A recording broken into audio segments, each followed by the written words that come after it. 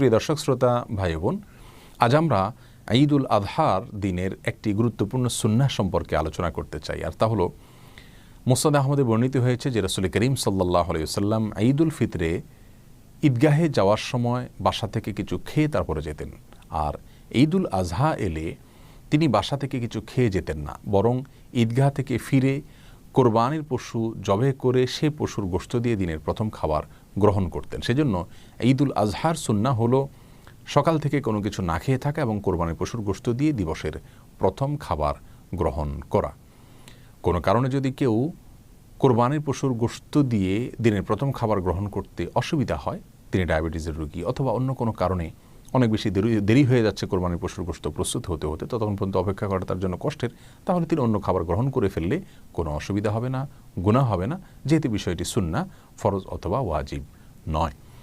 তবে যথাসাধ্য চেষ্টা করা উচিত দিবসের প্রথম খাবার, দিনের প্রথম খাবার যেন কোরবানির গোশত দিয়ে করা যায়।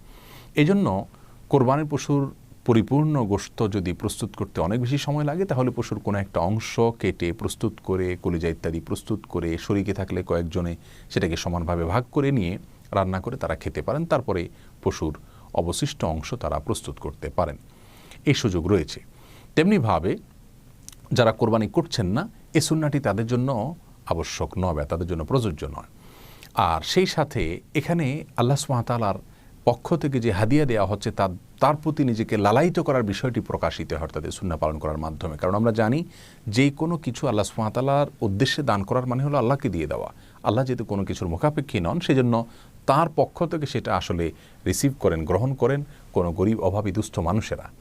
কোরবানি এবং আকিকার যে গোশত আল্লাহ সুবহানাহু ওয়া তাআলা এটা তার উদ্দেশ্যে জবে করার পরেও আমাদেরকে খেতে দিয়েছেন, তাহলে এটা আল্লাহ সুবহানাহু ওয়া তাআলার পক্ষ থেকে এক ধরনের উপঢৌকন, হাদিয়া, উপহার।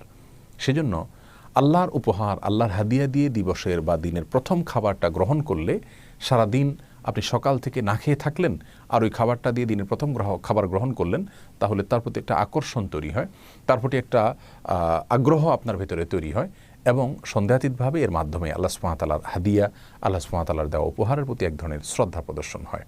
এটাও এই সুন্নাহটির একটি সুপ্ত রহস্য বলে অনেক উলামা ইকরাম উল্লেখ করছেন। সেজন্য ঈদুল আজহার দিনে দিবসের প্রথম খাবার হিসাবে কোরবানি গোশত খেতে পারলে ভালো হয়। কোনো কারণে না খেতে পারলে অথবা সে পর্যন্ত অপেক্ষা করাটা অসুবিধা হয়ে গেলে অন্য খাবার গ্রহণ করলে কোনো প্রকার সমস্যা হবে না, কিন্তু চেষ্টা থাকা উচিত সুন্নাহটাকে পালন করার। আল্লাহ সুবহানাহু ওয়া তাআলা আমাদের সকলকে সুন্নাহর উপরে আমল করার তৌফিক দান করুন। আসসালামু আলাইকুম ওয়া রাহমাতুল্লাহি ওয়া বারাকাতুহু।